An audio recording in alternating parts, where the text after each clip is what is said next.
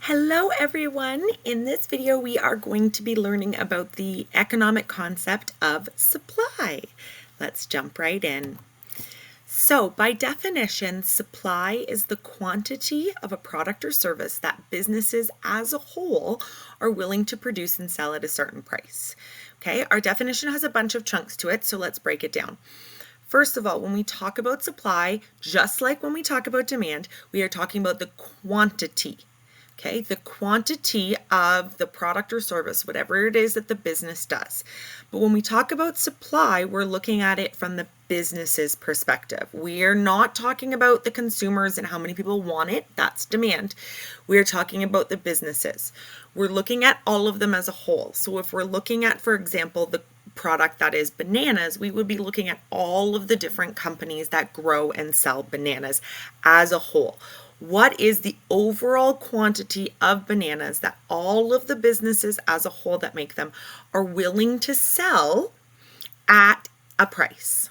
Okay, so again, we're specific to a price. Okay, and then again, your formal definition of a price is the dollar value that a customer will give to a business for a product or service. Okay, so when we talk about supply, we would say, if bananas were selling for $2 each, how many bananas would all of the businesses be willing to sell to customers? We're not worrying about if customers would buy them for that amount. We're talking about from the business's perspective. Are they willing to sell them for that amount? All right. So as you can imagine, the main indicator of supply, the main thing that's going to affect how much of a product businesses are willing to sell is going to be the price. Okay, and if we think of it from a business's perspective, if the price is very high, if I am able to sell my bananas for $3 or $4 a banana, okay, both as an individual business, I am going to try to grow a heck of a lot more bananas because I'm able to make a really big profit on those bananas. I'm able to make a lot of money, okay? But also other business owners around us that maybe grow oranges or grow other things are going to be like, whoa, look at all that profit that's available for bananas, and they might switch to bananas. And then we're going to have more and more businesses growing bananas, and so we're going to have more and more bananas available at that high price. So our supply goes up when our price goes up. Businesses like money. So if they can take more money for a product, more businesses are going to be willing to sell those products. In the reverse, if the price goes down, less and less businesses are going to be willing to supply that product. They might change to a business, a different item that they can sell more of. Some of them might go out of business. And so we are going to see that overall supply go down. All right, and this is our law of supply. So if you're big into the sciences, you'll know that when we talk about something being a law, it means that it's been studied and we know that this happens all the time. It is very, very consistent. I also want to mention that the law of supply only goes in the one direction. It's always, if price changes, this is what happens to supply, not the other way around. All right, so if we are looking at this graphically, our supply lines, in my case, I have a nice straight line. It can also be a curve bumping one way or the other, but supply is always going to start in near our bottom corner of our graph and go up towards the top right. And that's because of the law of supply. Okay, if you remember, a line on a graph is simply a whole bunch of dots that have been connected together. Okay, and the dots represent a price on this axis and the quantity on this axis. So at $2, okay, all of the businesses that supply this item are willing to supply a total of 200 of that item. That's what the quantity is. So this is one of the points on the supply line. We know that as price goes up, if we were to be able to sell our items instead of for $2 for $3, that the quantity that all of the businesses in the industry would be willing to sell is going to also go up. That's what the law of supply tells us. And so that's why we're going to see the supply line curve in this way, because we're going to have that constant increase every time the price goes up, the quantity is going to go up. The price goes up, the quantity is going to go up, and it's going to continue to make this line. All right, so anytime that we see a price change, we are going to see these movements along the line. So in reverse, if we have that $2 price in that 200 quantity, if the price were to go down to $1, let's say, we would find a new point, and the law of supply tells us that the supply would have also gone down. All right, and that's another dot on our line. So again, if the price is the reason for the change in the supply, we're always just seeing a movement along the line that already exists. We're just seeing that dot move to the new price. Okay. However, there are other things, just like with demand, that can make supply change that do not have anything to do with the price. And if that's the case, we call these non-price supply changes. The first one is going to be the number of producers. A producer is simply a business that makes and sells an item. All right. So if the number of businesses that sell a good or service that produce it goes up, okay, again, our supply is simply the overall quantity of an item. So if there's 10 businesses making one item, okay, we are going to see a lot more supply being able to be made. Even if each of these businesses made exactly as much as before, if we only had one person making 10, or now we have 10 people making 10, we're going to see that overall supply for the industry go up. In reverse, if we go from having 10 businesses producing the item down to one or two of them, okay, we are going to see that overall supply go down for the industry. Hopefully that's fairly straightforward for you. Okay, when we look at our graphs, again, the price of the item has not changed. It's the number of producers that has changed. Therefore, we're going to see a shift of our line. Okay, if supply goes up, we are going to see a shift to the right. All right, because at that same price of $3, instead of making 200 items, we're seeing the whole industry be able to give us 400 items. And the same would be true at every other price point that we're going to see the quantity go up. And so that's why we're going to have that shift to the right. In reverse, if the number of the producers go down, we're going to have a decrease in supply. So at that $3 point, we're going to see the quantity go from 200 down smaller. And so we're going to see that shift of the line go to the left. All right. Okay. Our next factor is going to be our input costs. Again, remember with supply, you are the business. You are producing the item. So an input cost is something that the producing business needs to buy. It's an input. It's coming into my business in order for me to make the good or service that I make. Okay, this is like the raw materials, if you've heard of it called like that, or the cost of the materials when I'm producing something. Okay, so if I am producing custom t-shirts, if that's what my business is, my input cost is going to be for the plain t-shirts that I'm then going to add designs onto.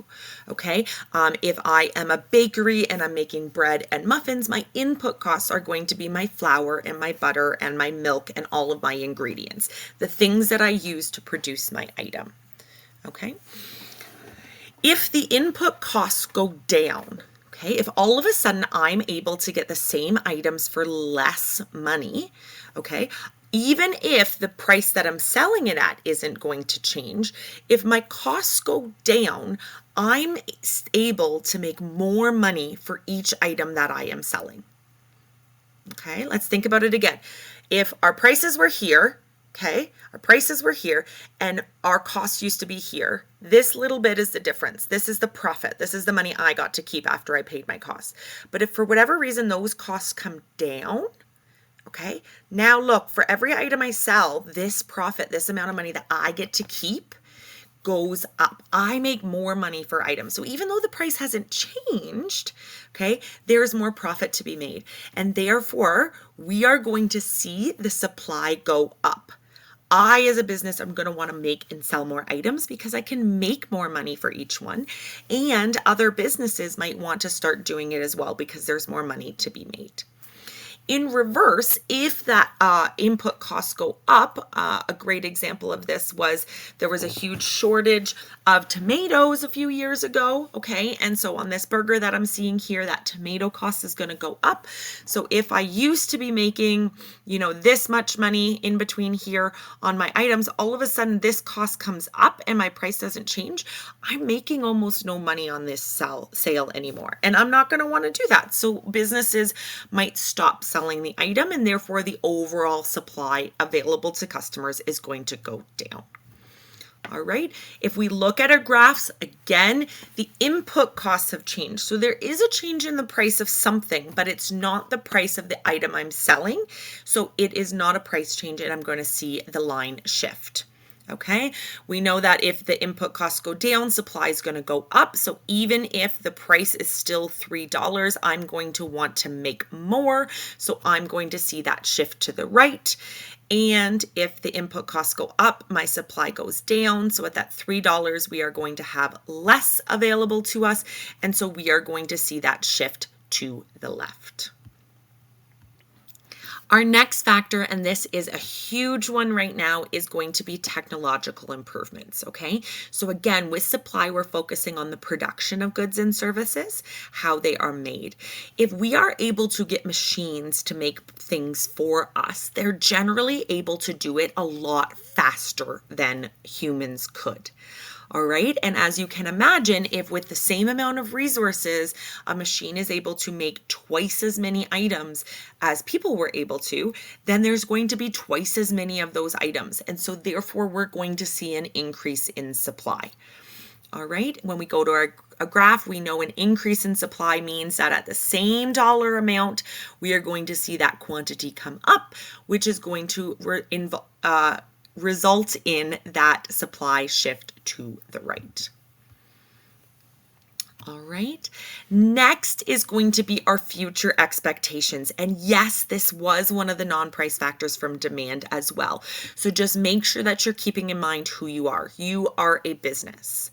Okay. So if as a business, I think that demand is going to increase in the future, okay, how many people are going to want my item?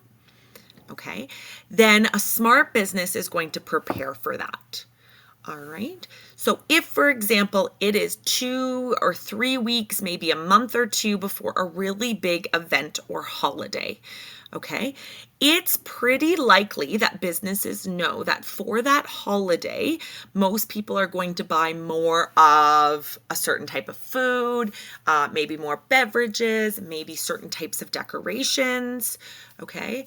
Farms know that in the month leading up to October 31st, there's going to be a huge increase in demand for pumpkins. Pumpkins are something that not many people demand on a regular basis, but at that specific time, there's going to be an increase in demand. And so businesses know that this is an opportunity to sell this item. So they likely preemptively ahead of time are going to increase the supply. They're going to make more because they know people are going to want that item and are likely willing to pay more for that item. So again, the price hasn't changed yet. The demand hasn't changed yet, but we know that in the future it might. And so we're trying to be prepared for it.